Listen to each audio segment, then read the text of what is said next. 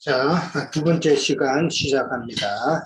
자, 아까 다섯째 날까지 체크했어요. 네. 큰 바다 짐승과 날개 열쇠에 대해서 이제 알아봤고, 그 다음에 이제 여섯 번째 날은 이제, 어떤 것이 있는가 보는 거예요. 24절에 나오죠.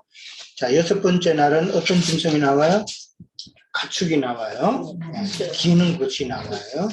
땅의 짐승을 종류대로 내라 하시니, 낸다는 말은 다 처음에 말씀드렸어요. 이건 이제 야차예요.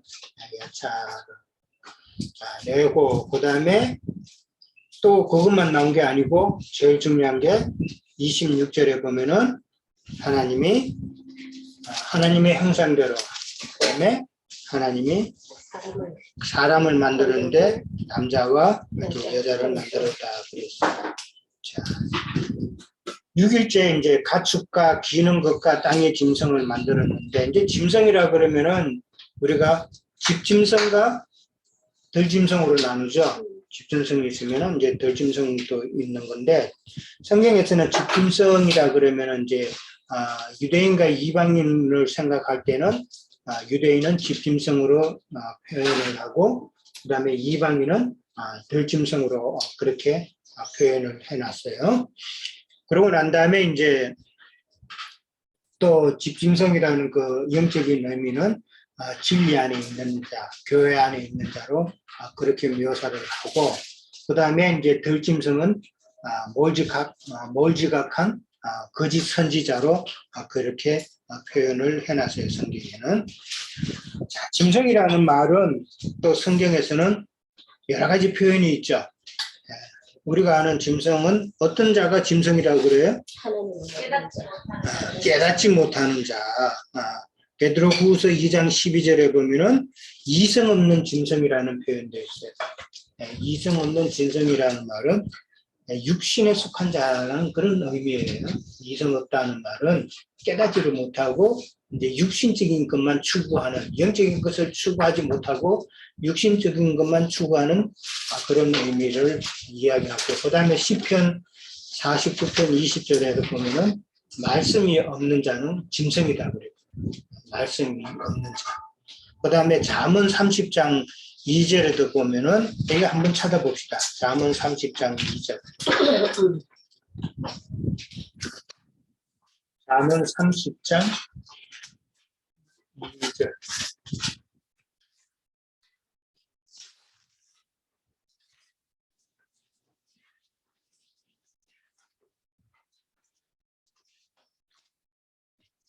(944페이지) 중에.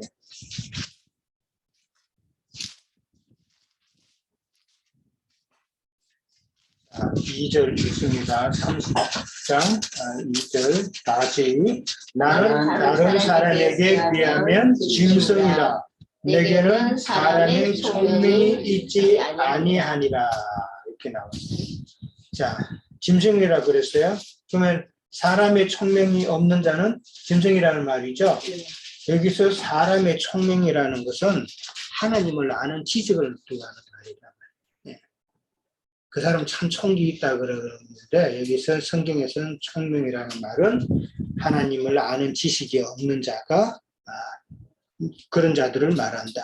그 다음에 시편 73편 22절에도 보면은 내가 우매하니 주님 앞에 나는 짐승이다 라는 표현이 있어요. 이게 우매하다는 것은 하나님을 알지 못하니 나는 하나님 앞에 짐승에 불과한 존재다. 그러니까 하나님께서는 그렇게 보신다는 거예요.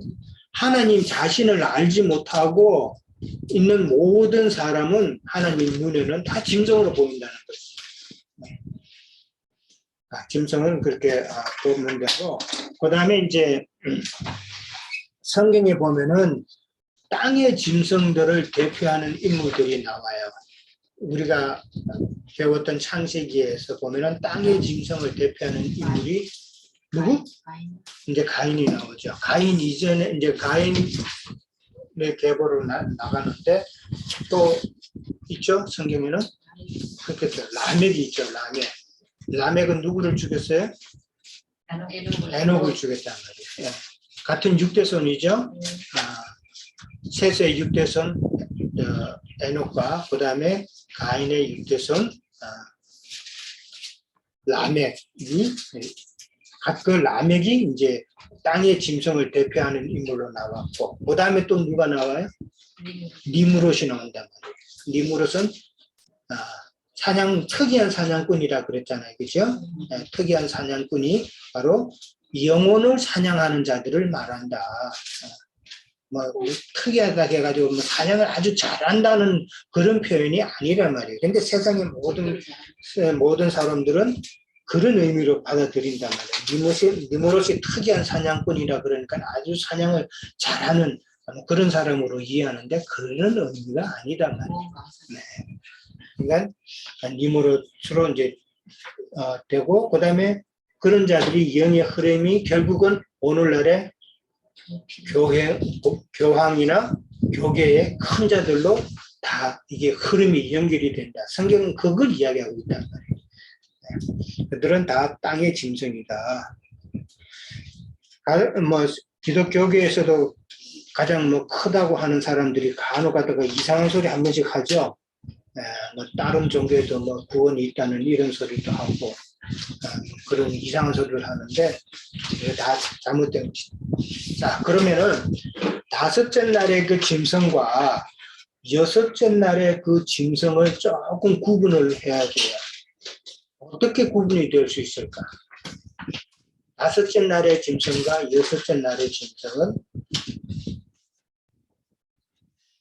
조금 구분이 돼. 그러니까 성경에서는 다섯째 날의 짐승은 그 바다 큰 물고기죠. 그 다음에 새죠. 이거는 이제 세상에서 교회로 나온 자들을 상징하는 거다. 일반 이제 세상 교계, 세상에서 이제 교회라는 곳을 찾아서 신앙생활을 시작하는 그런 자들을 상징하는 다섯째 날의 짐승은 이제 그렇게 보면 되고, 그러면은 여섯째 날의 땅의 짐승들은 교회 중에서 그런 교회 중에서 빼내심을 받은 자들이란 말이에요. 그런 자들이 여섯째 날의 짐승이고 그 다음에 그들 가운데서 이제 남자와 여자로 이어지는 것이다. 그렇게 정리를 하면은 뭐 혼동이 좀 덜 될 거예요. 다섯째 날이 하고 여섯째 날은 같은 짐승이라도 조금 다르다. 아까 풀과 그 다음에 채소와 씨 맺는 열매가 다르다 그랬죠. 그러니까 그것이 먹는 음식이 다르다는 것은 결국은 짐승들이 다르단 말이에요. 다른 짐승들이 먹는 음식과 연결이 되는 거예요. 자, 그러니까 그런 말들을 이제 잘 이해를 하고 각 날마다 하나님께서 참 보시기에 좋았다라는 그 토부라고 그랬어요. 보시기 좋았다는 말은 물질 세계가 아름다워서 보시기 좋았다는 그런 말이 아니라고 그랬죠. 왜, 무슨 의미라고요? 보시기 좋았다는 말은 하나님의 뜻대로 되었다는 말이에요. 하나님의 뜻대로, 그 하나님의 경륜대로, 하나님이 계획하신 뜻을 세우신 그 경륜의 계획대로 모든 것이 이루어졌기 때문에 하나님이 보기에 좋았다라는 표현을 썼다고 그랬어요. 그 보기 좋았다는 그 토브라는 말의 그 원뜻은 선이라는 뜻이에요. 그러니까 우리가 말하는 선한 일, 선한 행동, 뭐 이런 말은 세상적으로 도덕적으로 선한 것이 하나님 앞에 선이 아니라 하나님의 뜻대로 믿음 생활하는 것이 우리가 하나님 앞에 선한 자로 보이는 것이다. 이해되죠? 그러니까 우리는 성경의 단어들을 완전히 우리가 사람의 생각대로 생각하는 것을 완전히 버려야 돼. 그래야 성경이 보인단 말이에요. 자, 그 다음에 하나님께서는 보시기에 좋았다. 그러면 조금 의문이 하나 생기지 않아요? 둘째 날은 왜 보시게? 그러니까 둘째 날은 그거는 다 설명했잖아요. 그건 마귀의 처소기 때문에 공중의 마귀의 처소기 때문에 그 보시기에 좋았다는 말이 없다 그랬는데 다섯째 날하고 여섯째 날의 그 짐승들도 보면은 다섯째 날 그 세상 물고기 그는 무엇을 말한다고요? 세상 사람들을 말한다. 세상 사람들. 그 세상 사람들을 하나님께서 보기 좋았다 하는 말이 조금 이렇게 생각 안 해보셨어요? 어차피 성경에 있는 그들이 있음으로 말미암았고 그렇죠. 그런 의미로도 생각해야 되고, 그러니까 그 세상 아까 새도 정한 새도 있고 부정한 새도 있다 그랬잖아요. 그러니까 부정한 새를 하나님 보기 좋았다는 그렇게 생각될 수도 있잖아요. 네. 그게 이제 우리는 이렇게 또 생각해야 돼요. 그들로 통해서 수산자에게 이야기했듯이 그들로 통해서 말씀을 깨닫는 자가 나오는 거니까. 그리고 여기서 지금 하나님 창세기 1장에서는 하나님께서 새 창조의 경륜을 세우는 것이기 때문에 아직은 아담이 범죄하기 이전이라는 사실을 이해를 해야 돼요. 그렇죠? 예. 아담이 범죄하기 이전이잖아요. 예. 그냥 하나님께서 새 창조의 경륜 계획만 세우신 것이고 그 계획이 하늘에서 이루어진 것이지 아직은 땅의 아담 세계로 불순종으로 아담의 한 사람으로 통해서 죄가 이 땅에 들어왔다고 그랬죠. 성경에. 그죠? 한 사람 아담을 통해서 죄가 들어오기 전이니까 아직은 토브라는 하나님의 새 창조의 계획이니까 보시기에 좋았더라라고 하시는 것이고 둘째 날에 마귀가 공중권세 잡은 그 공중에서 토브라는 말이 없는 것은 마귀는 이미 첫 창조 때에 반역을 저질렀잖아요. 새 창조 계획 이전에 그 차이가 있는 거예요. 이해됐죠? 그게 있었으니까 그렇죠. 소통을 하시는 그렇죠. 거예요. 마귀는 이미 그냥 그 시점을 이해를 해야 돼요. 그럼 여기서 또 궁금한 게 생겼는데요. 그러면은 전에 그 말씀하실 때 하나님은 예정론이 아니라 예시론이라고 그러셨잖아요. 그렇죠. 그러면 아담을 창조를 하실 때도 그 예시론 안에 있었을 거 아니에요. 아담이 그렇죠. 그렇게 죄를 네. 지을 거라는 거. 그러니까 그건 하나님의 경륜이죠. 근데 죄가 없으면은 구원이 없다니까. 심판이 없으면은 그렇죠? 지금도 창세기 1장 3절부터 시작하는 근원은 뭐예요? 이전에 그 심판받은 상태가 먼저 선행이 돼 있어야만 그들을 구속을 이루는 하나님의 뜻이 세워지잖아요. 그렇죠? 네. 그게 하나님이 왜 선악과를 아담을 보게 되면 예정론인 거잖아요. 이렇게 말할 수 있잖아. 그게 아담을 보고 예정론이라는 것은 지난번에도 이야기했지만 예수 그리스도 안에 있는 자들을 이제 다 이야기를 한 것이 있기 때문에 그건 예정론이라고 보면은 아니 그러니까 우리한테는 해당이 안 돼도 아담한테는 그거는 예정론이 아니냐는 거죠. 아담을 만드신 거는 그거를 하기 위해서 아담을 시작을 해서 아담을 하나님이 흙으로 만들었다고 하지만 아담을 흙으로 만들었다는 것은 진짜 흙으로 아담을 이렇게 만들었다는 그 의미로 아니잖아요. 그러니까 구속사의 사람으로 세워서 그때부터 이제 하나님의 혼을 그 코에 불어 넣어 주심으로 하나님을 짐승 같은 그 사람 존재잖아요. 그 사람의 존재가 그러니까 하나님을 알게 하는 존재로 이제 만들어서 그때부터 이제 구속사의 과정을 이제 시작하시는 걸로 이해를 아담자가 하나의 사람으로 또 되는 거야 지금. 우리도 짐승이었다가 그렇게 봐야 되는데. 주님을 알고 그러니까 아담 이전에 하나님의 호흡이 들어가기 이전에 모든 사람은 우리의 옛사람의 상황이라. 그 사람을 대표하는 사람으로서 그냥 아담이라는 말이 맞는 건데 그러니까 지난번에 그랬잖아요. 아담이라는 말이 뜻이 사람이라고 그랬잖아요. 사람이다.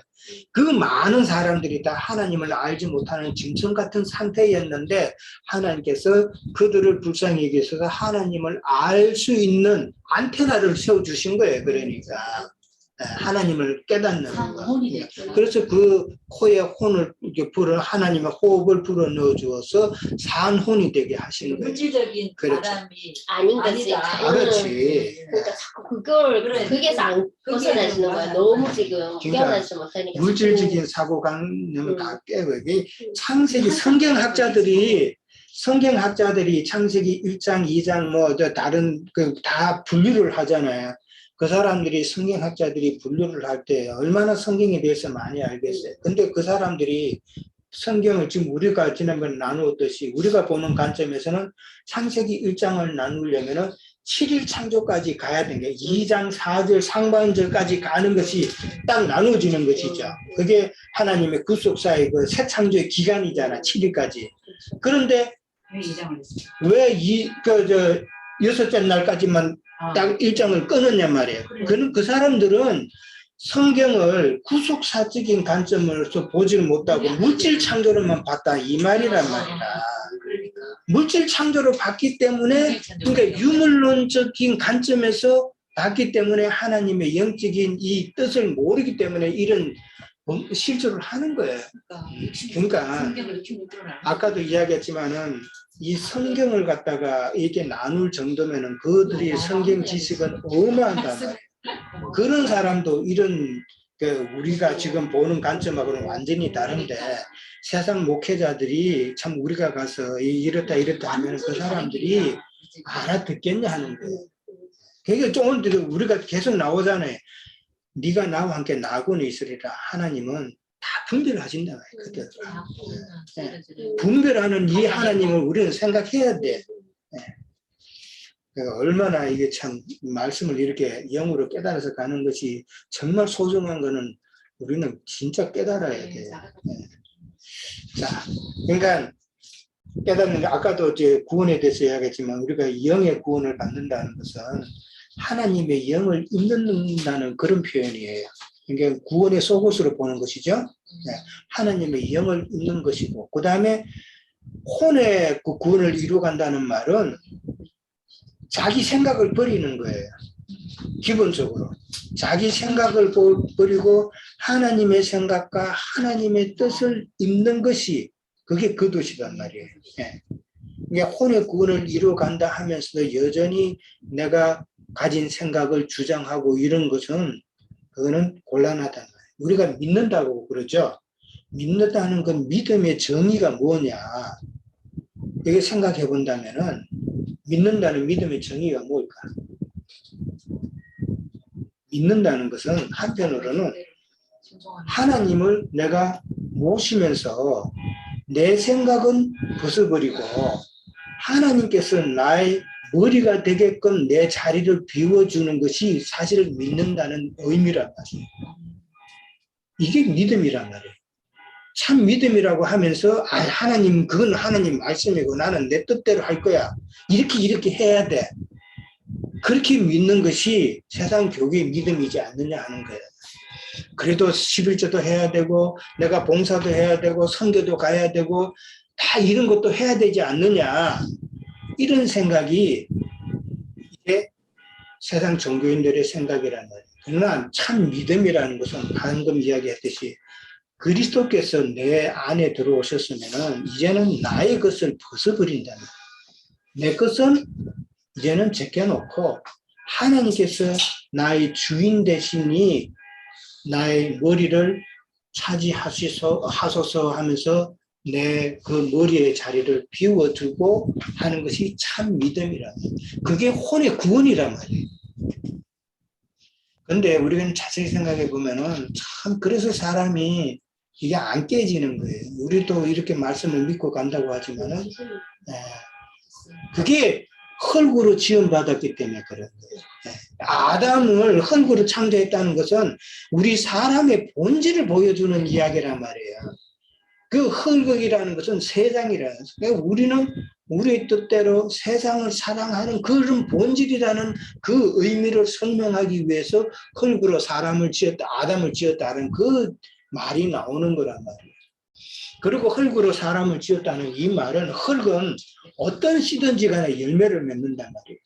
악한 씨가 뿌려지면은 우리의 마음에 악한 씨가 뿌려지면은 악한 열매를 맺는 거예요. 그게 사람이라는 이 말이에요.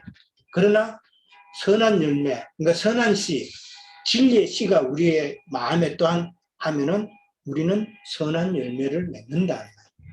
근데 선한 열매를 아까도 이야기했지만은 이 악한 영이 솔개가 우리의 마음에 자주 들어와서 하나님의 말씀 씨를 채간단 말이에요. 이 이야기란 말이에요. 이 성경이 그렇게 연결되는 게. 그러니까 우리는 너희는 마음을 굳게 하여 항상 믿음 안에 진리의 말씀 안에 굳게 서라 그러잖아요. 그렇게 쓴다는 말은 우리의 생각, 혼적인 생각 이런 것을 차단하란 말이에요. 차단. 네. 그것이 혼의 구원을 이루어가는 것이다. 그리고 이제 몸의 구원이라고 아까도 이야기했죠. 몸을 구원을 입는 건 이 썩는 것, 이 육신은 벗잖아요. 우리는 죽으면 이 썩을 것을 벗는 것이잖아요. 썩을 것을 벗고 썩지 아니하는 것, 그게 신령체단 말이에요. 그 신령체를 입는 것이 바로 우리가 몸의 구원을 이루는 거란 말이에요. 우리는 그 몸의 구원을 이루는 그 신령체가 되는 것은 혼의 구원을 이루는 그 과정에서 그 자격이 주어진다는 말이에요. 그렇죠? 네. 이게 아주 중요한 이야기예요. 그러니까 세상 교계 사람들은 아이고 예수 교회 열심히 다니고 헌금 잘하고 봉사 잘하고 내 마음을 다하고 정성을 다하고 이렇게 하다 보면 내가 죽으면 천국 가겠지. No. 그건 마귀의 속임수라는 거예요. 항상 마귀는 그런 속임수를 잘 부린다는 것을 우리는 잘 이해를 해야 돼요. 자, 그 다음에 빨리 갑니다. 지난번에 우리가 이제 그 우리라는 말 이야기를 했어요. 우리라는 말 가지고 이제 세상 교계 사람들은 이제 삼위일체라고 그러는데 지난번 제가 그 히브리 원어 사전 설명해 드렸죠. 성경에서는 그거는 우리라고 표현되는 것이 아니라 하나님의 형상대로 하나님의 모습대로 그 모양대로라는 말이다. 그렇게 이야기했어요. 근데 이제 요한복음 17장 22절에도 보면은 우리라는 단어가 있어요. 그 한번 요한복음 17장. 예, 요한복음 17장 22절.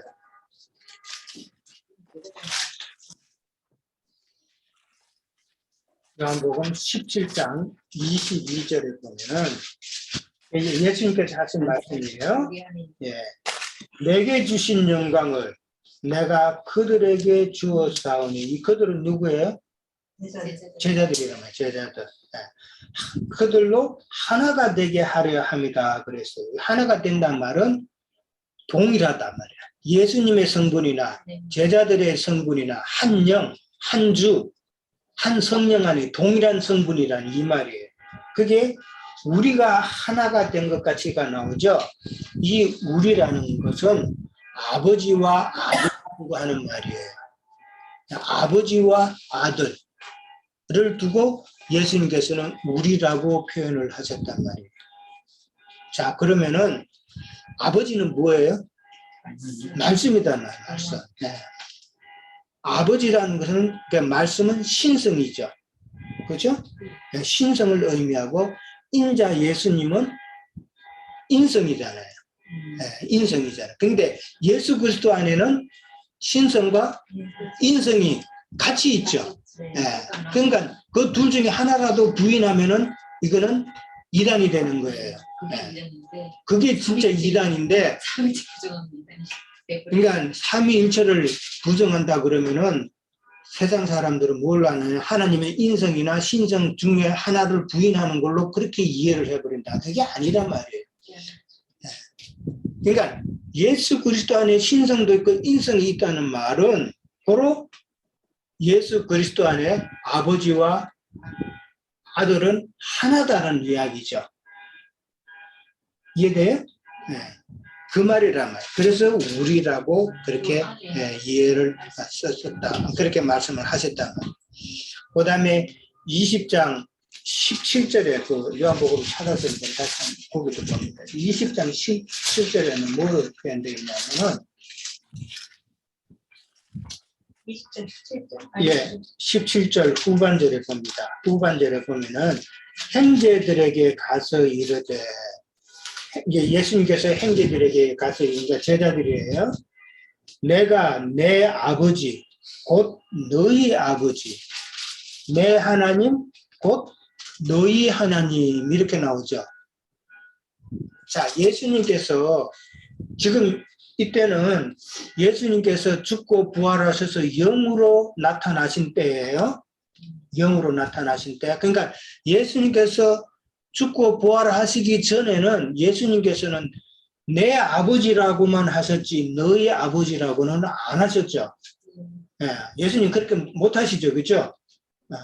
근데 지금 영으로 오시고 나서는 형제들에게 내 아버지 또 너희 아버지 같이 있었죠. 내 하나님, 너희 하나님. 이 말은 뭐예요?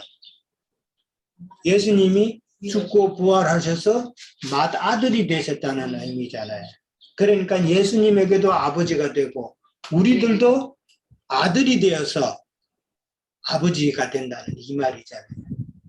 그러니까 예수님께서 맏아들이 되셨다. 그런 말이죠. 그러니까 우리도 아들이라는 의미죠. 그렇죠? 우리도 아들이 되어야 예수님은 우리 맏아들이니까 하나님의 맏아들이니까 예수 안에서 우리가 구원을 얻는 것이다. 상급도 받고 유산도 받고 하는 것이다라는 것이죠. 그러니까 아들이라는 의미는 피지컬 그냥 아들 그런 의미가 아니에요. 성경에서는 아들이란 건 말씀으로 낳은 후손이 두고 하는 말이에요. 성경에서 뭐 누구의 아들 그러면은 그 사람의 바로 그 다음 때의 아들을 의미하는 게 아니라 아브라함의 아들 그러면은 아브라함 아들 이상만 이야기하는 것이 아니라 그 밑에 한참 뒤에 가서도 그 자손도 아브라함의 아들이라 표현을 한단 말이에요. 네. 그러니까 후손이라는 의미예요. 그러니까 우리가 하나님의 아들이 된다는 말은 말씀으로 낳은 믿음의 후손들이다. 그렇게 이해를 하면 되는 거예요. 자, 그 다음에 이제 우리 가지고 이제 삼위일체 뭐 많이 걸리는데 지금 빨리 적어 보세요. 그리고 집에 가서 한번 읽어 보세요. 요한복음 5장 44절. 이거 적으세요. 요한복음 5장 44절. 그 다음에 요한복음 17장 3절. 아니, 요한복음 5장 44절. 그 다음에 요한복음 17장 3절. 찾지 말고 좀 적으세요. 17장. 네, 집에 가서 찾으세요. 네, 그 다음에 17장 3절. 그 다음에 이사야 37장 16절. 그 다음에 디모데전서 6장 15절. 그 다음에 디모데전서 2장 5절. 잠깐만, 디모데전 6장 15절. 16장 15절. 6장 15절. 이거 적을 때 숫자부터 먼저 적고 한 글자 적으세요. 그래 빨리 안 잊어먹어요. 네. 그 다음에 갈라디아서 3장 20절. 3장 20절. 네, 3장 20절 적고 이렇게 적으세요. 그 다음에 3장 20. 에베소서 4장 6절. 그 다음에 야고보서 2장 19절. 그 다음에 로마서 3장 30절. 자, 일단 여기까지. 이거보다 더 많아요, 사실은. 이게 뭐냐면은 하나님은 한 분이라는 말이에요. 네. 자, 로마서 3장 30절 일단 하나 찾아볼까요? 로마서 3장 30절.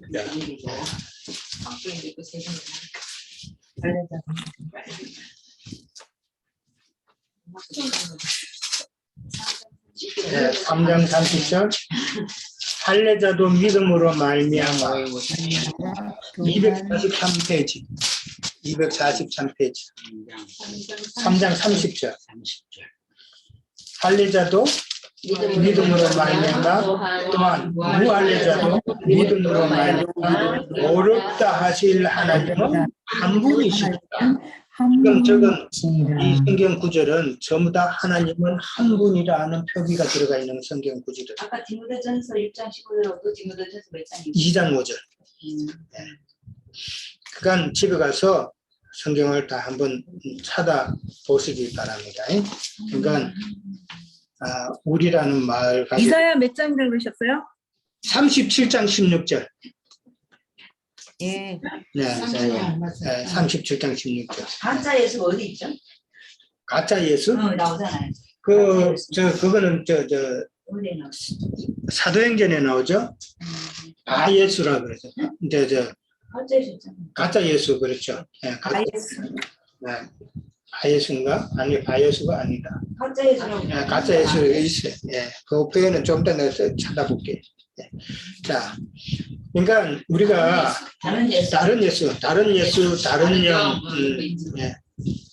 자, 그다음에 이제 우리가 보통 그 하나님의 보호자 우편이라는 그 말을 많이 쓰죠. 네. 삼위일체라고 하는 사람들은 하나님께서는 지금 예수님께서는 하나님 보좌 우편에 앉아 계시다 그렇게 이야기를 하잖아요.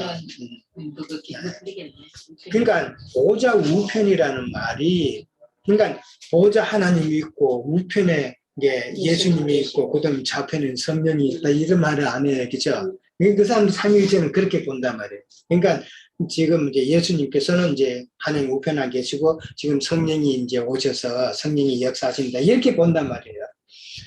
그럼 보좌 우편이라는 말은 이제 힘 있는 이제 오른손인데 이거는 교회란 말이에요, 교회.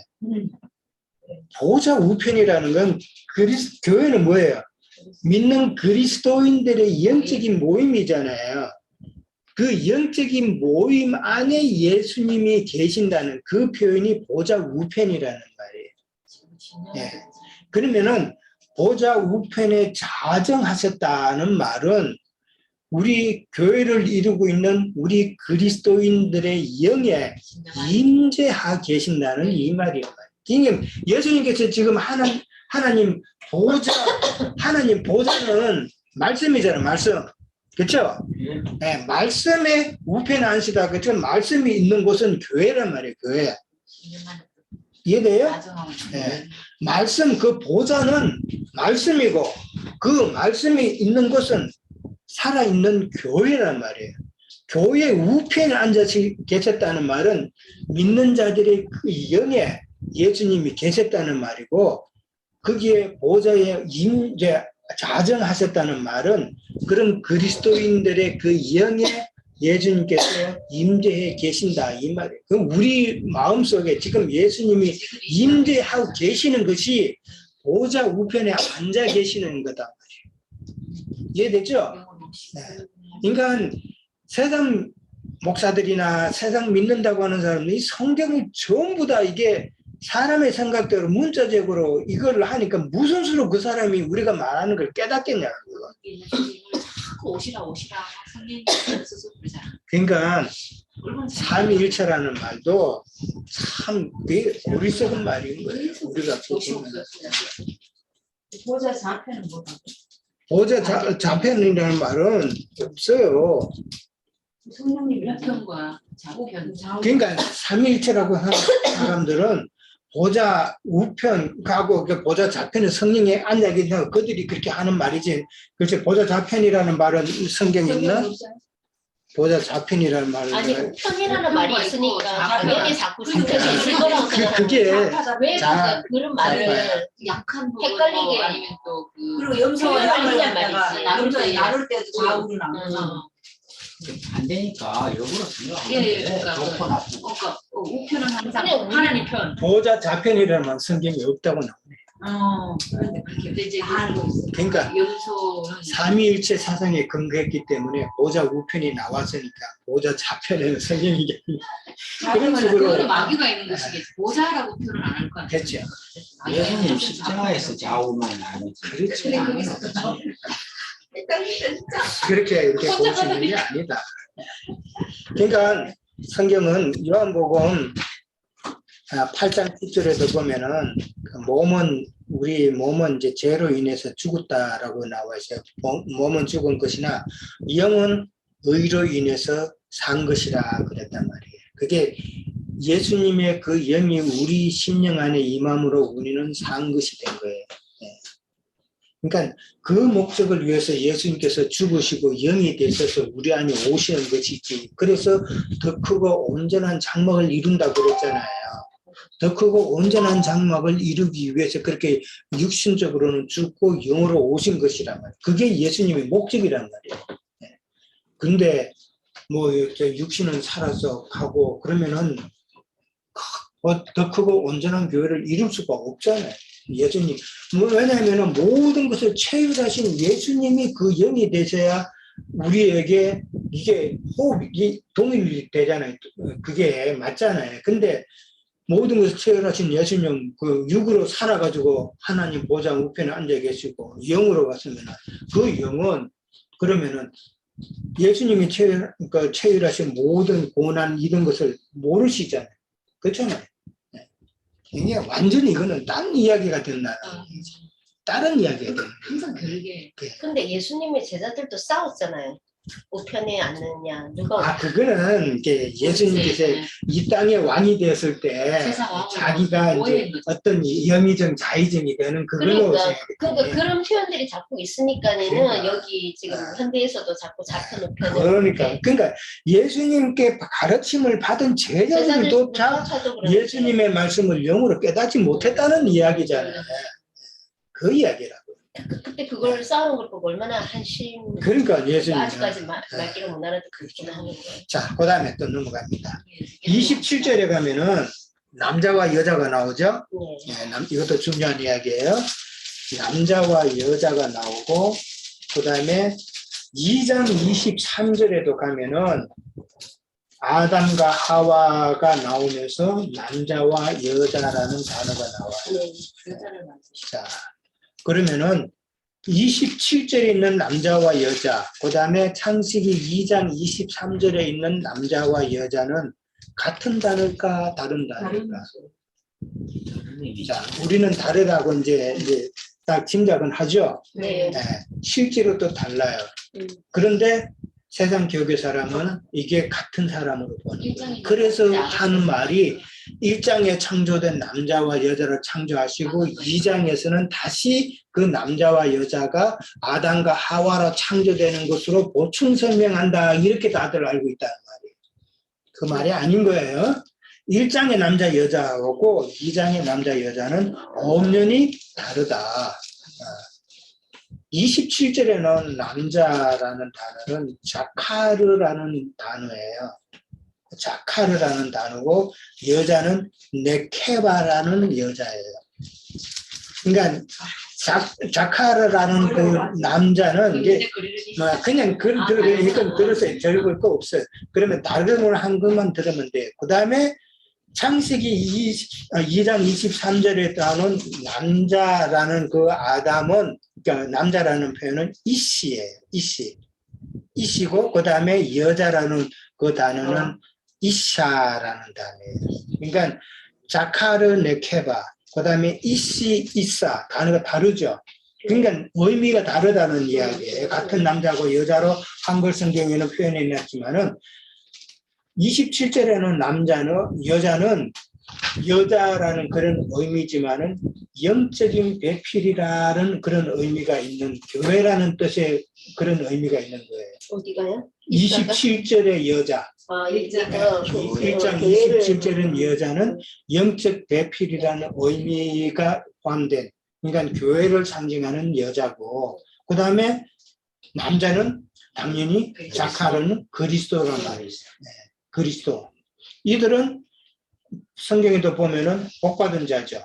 네, 이 복받은 자는 누구로 연결이 돼요? 노아나 아브라함이나 다윗으로 그들의 계보가 연결이 된다. 그 다음에 이제 창세기 2장 23절에 나오는 이씨와 이사는 육체적인 남자와 여자를 상징하는 단어란 말이에요. 네. 그러니까 이사 같은 경우는 여자지만 육체적인 여자지만은 그 표현이 설명이 어떻게 되어 있냐면은 부드럽다. 그다음에 섬세하다. 이 육체들인 여자들은 다 그렇잖아요. 부드럽죠. 부드럽고 또 남자가 생각하지 못하는 섬세함이 또 있죠. 그런 표현이란 말이에요. 그러니까 창세기 2장 23절에 나오는 남자와 여자는 육체적인 남자와 육체적인 여자, 사람 남자와 여자를 두고 하는 표현이란 말이에요. 그렇죠? 예, 그렇게 이해를 하시면 됩니다. 그러니까 첫사람 아담은 흙으로 만들어졌다. 그 다음에 둘째 아담은 그 누구예요? 예수 그리스도란 말이에요. 예. 첫사람은 저주가 들어왔지만은 둘째 아담은 저주를 변하여 복이 되게 하시는 예수 그리스도란 말이에요. 그 표현 그렇게 이해를 하시면 됩니다. 그 다음에 이제 다스린다는 표현이 나왔죠.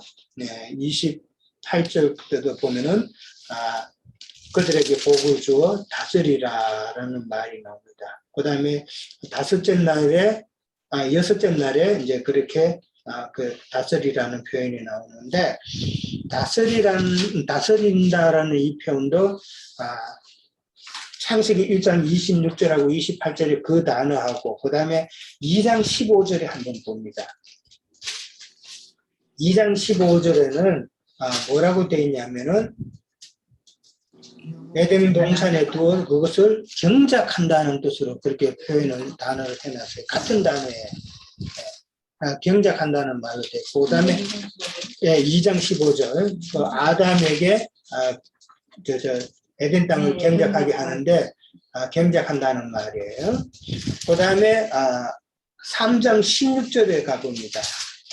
3장 16절에 가면은 아담이 이제 남편이 됐잖아요. 이제 여자가 있고 아담과 하와가 있는데 아담에게 여자를 갖다가 어떻게 하라?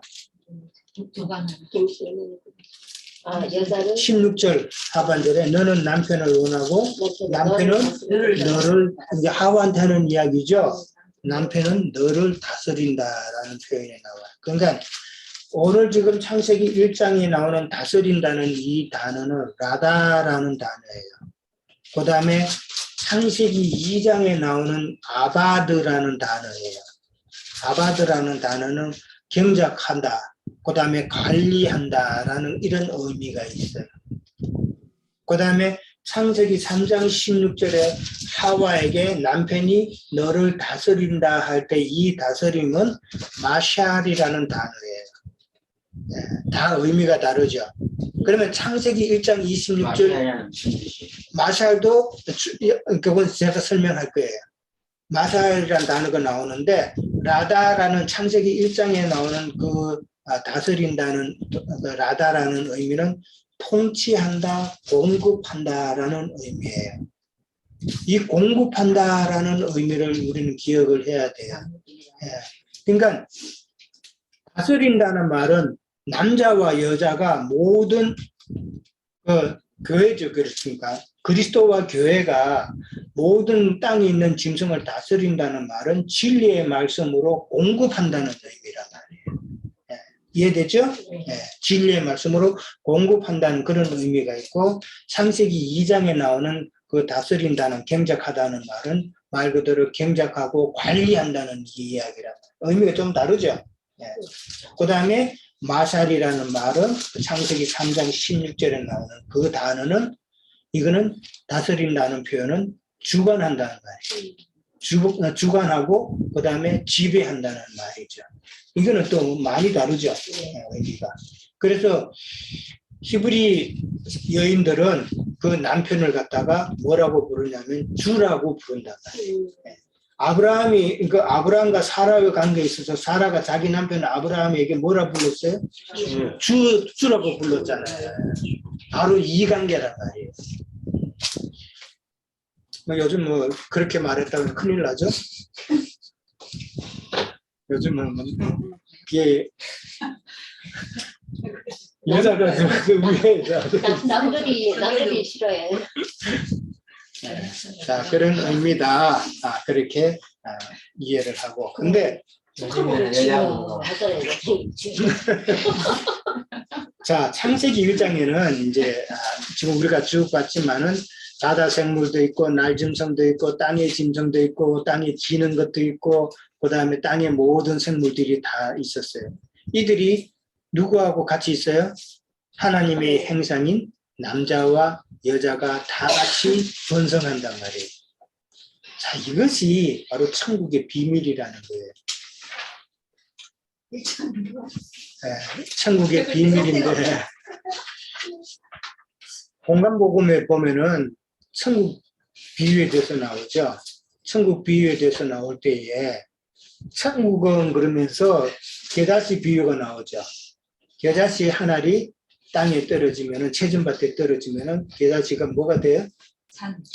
큰 나무가 되죠. 큰 나무가 되고 거기에는 공중의 새들이 와서 깃든다 그랬죠. 이 큰 나무와 공중의 새는 그럼 뭘까? 뭐라 그랬어요? 그게 세상 교계랑 많이 다르지. 이것도 두 가지면 있는 거 아니에요? 자, 고구에 이제 겨자씨 비유가 나오고, 그 다음에 또 나오는 비유가 누룩 비유예요. 누룩이 밀가루에 조금 섞이면은 이게 부풀게 돼요. 그러면은 부풀게 되는 그 누룩과 그 다음에 큰 나무가 되는 그 겨자씨는 같은 의미잖아요. 그 이게 뭐를 말하는 거예요? 죄가 장성하여 교회에 비진리의 씨앗이 들어오면은 그렇게 부풀어서 밀가루 빵도 다 버리고, 그 다음에 채전밭도 큰 나무가 들었으면 다 버리잖아요. 그 이야기란 말이에요. 근데 세상 교회 사람들은 큰 나무가 있어서 부흥돼 가지고 새들이 와서 얼마나 좋으냐 이렇게 표현하는데 그거는 완전히 잘못 알고 있는 거예요. 그 겨자씨 같은 믿음만 있으라 그러죠. 그거는 다른 비유. 그러니까 천국에는 천국 비유를 예수님께서 공간복음에서 그렇게 말씀하실 때는 천국에는 이 교회는 진리와 비진리가 공존한다는 그 의미를 말하는 거예요. 그게 진리단 말이에요. 그게 교회단 말이니까. 그러니까 교회니까 이 교회는 창세기 1장에서는 지금 모든 생물이 같이 섞여 있단 말이에요. 이게 천국의 비밀을 지금 창세기 1장에서는 공간복음에서 지금 그를 암시해서 보여주는 한 그림이라는 말이에요. 근데 에스겔서에 보면은 17장에 보면은 또 큰 나무가 나와요. 한번 찾아볼까요? 에스겔 17장 22절에 한번 봅니다. 그러니까 내가 큰 나무라 그러면 한쪽 사이드만 또 그렇게 이해를 할까 싶어서 이거는 이제 또 이해를 언급을 하는 거예요. 에스겔 17장 17장 22절에 갑니다. 이거는 에스겔 선지자를 통해서 하나님께서 이스라엘 백성들이 이제 심판받을 것을 이제 이야기를 하는 거예요. 17장에서는 이제 큰 독수리가 2마리 나와요. 큰 독수리를 통해서 이스라엘 나라를 이제 심판하실 거라는 그런 그 내용이에요. 내용인데 그 큰 독수리는 바벨론이라는 그 한 나라와 그 다음에 애굽이라는 그 한 나라를 두 나라를 통해서 그 이스라엘 나라가 멸망당하는 포로가 되는 그런 비유를 그렇게 이야기해 놓은 거예요. 그렇게 비유를 이야기해 놓고 그 다음에 이제 17장 22절에 가면은 주 여호와께서 이같이 말씀하시되 내가 백향목 꼭대기에서 높은 가지를 꺾어다가 심으리라. 그 높은 3가지 끝에서 연한 가지를 꺾고 높고 우뚝 솟은 산에 심되, 이건 시온산이에요. 시온산. 이 나무는 나무를 심는데 시온산에 심는 거예요. 이스라엘 높은 산에 심으리니 그 가지가 무성하고 열매를 맺어서 아름다운 백향목이 될 것이라 그랬어요. 이 아름다운 백향목은 그리스도란 말이에요. 각종 새가 그 아래에 깃들이며 그 가지 그늘에 살리라. 이 각종 새가 큰 나무에 또 나오는 게 똑같이 나오죠. 네. 그러나 이것은 시온산에 심겨진 나무란 말이에요. 그러니까 교회에 심어진, 그러니까 시온산에 심겨진 그 나무는 참 우리의 영혼이 심터가 되는 예수 그리스도를 말하는 것이고, 아까 말한 그러니까 겨자씨가 큰 나무가 되는 이 비유하고는 완전히 다르다. 31장에 그러니까 그렇게 이 성경 그러니까 한쪽 사이드만 치우쳐서 이해하면은 안 된다는 거 이렇게 말씀하는 거예요. 자, 그다음에 이제 시간이 많이 갔는데 10절에 너희에게 주노니라고 그랬어요. 너희에게 준다는 말은 너희에게 맡긴다는 말이에요. 지금 남자와 여자에게 주는 것이죠. 음식을 주는 거예요. 음식을 준다는 말은 너희에게 맡긴다. 달란트 비유를 생각해 보면 돼요. 너희들이 그러니까 다스려야 된다. 하나님의 진리의 말씀으로 공급하라는 이 말이에요. 그렇게 이해를 하고, 자, 2가지 먹는 음식이 나와요. 남자와 여자의 음식이 다르고, 그 다음에 30절에 가면은 땅의 모든 짐승과 하늘의 새와 모든 다른 짐승이 먹는 음식이 다른 게 나와요. 자, 29절 잘 한번 봅니다. 자, 하나님이 이르시되 내가 온 지면에 씨 맺는 모든 채소와 씨 가진 열매 맺는 모든 채소를 너희에게 주노니. 이 너희는 누구예요? 거기 위에 있는 그 위에 나오는 네, 거는 남자와 남자와 여자란 말이에요. 지금 하나님이 자기 형상, 곧 하나님의 형상대로 사람을 창조하시되 남자와 여자를 창조하시고 27절에 나오죠. 네. 27절에 창조된 남자와 여자에게 하시는 말씀이에요. 그들에게 복을 주고 그 다음에 그들에게 29절 이르시되 내가 온진 씨 맺는 모든 채소와 씨 가진 열매 맺는 모든 나무를 너희에게 주노니 너희에게 준다는 건 너희가 먹을 양식이라는 것이죠. 그러니까 너희의 먹을거리가 되리라고 되어 있죠. 남자와 여자가 먹는 음식은 씨가지. 씨 맺는 모든 채소와 씨 가진 열매란 말이에요. 네. 그 다음에 30절에 갑니다. 땅의 모든 짐승과 하늘의 모든 새와 생명이 있어 땅에 기는 모든 것에게는 내가 모든 풀을 먹을 거리로 준다고 그랬죠. 다르죠? 네. 아까 제가 열매하고 풀하고 다른 거 말씀드렸죠. 네. 그럼 풀은 뭐예요? 그는 풀을 먹는다는 것은 말씀을 문자적으로 이해해야 한다는 거예요. 아까 또 풀은 뭐라고 그랬어요? 베드로전서에 풀은 육체요라는 말을 했잖아요. 풀은 육체라는 말은 하나님의 말씀을 갖다가 영의 것으로 구하는 것이 아니라 하나님의 말씀을 이해하기를 육의 것을 구하는 도구로 자꾸 하나님의 말씀을 이해한단 말이에요. 하나님을 믿는 목적이 뭐예요? 그들은 세상에서 잘 되려고 하는 것. 그런 것을 다 풀을 먹는 것이다 라고 이해를 하는 거예요. 이해됐어요? 그러니까 지금 30절에 나오는 모든 땅의 짐승이나 하늘의 새나 기는 것은 어떤 자? 믿는다 하지만은 아직은 초보의 도에 머물러 있는 자. 이해돼요? 네, 그런 자들이 하나님의 말씀을 풀로만 자꾸 이해를 해서 먹는다 이 말이에요. 그러나 하나님의 형상으로 이루어진 남자와 여자가 먹는 음식은 씨 가진 채소, 씨 가진 열매란 말이에요. 씨는 말씀이잖아요. 그 말씀을, 그러니까 진리와 생명의 말씀을 우리는 계속 지금 먹고 있잖아요. 그러니까 우리는 하나님의 형상으로 지음받은 자, 뭘로? 하나님의 진리의 말씀으로 하나님의 형상으로 날마다 지음받아 가고 있잖아요. 그 차이가 얼마나 큰 차이냐는 것이죠.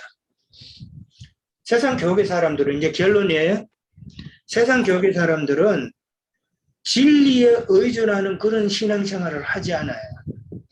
그들은 우리는 믿는다 하면서 이 성경 말씀만 가지고 하나님을 믿는다고 하지만은 그러나 자세히 보면은 그들은 진리에 의존하는 그런 신앙생활을 하고 있지 않아요.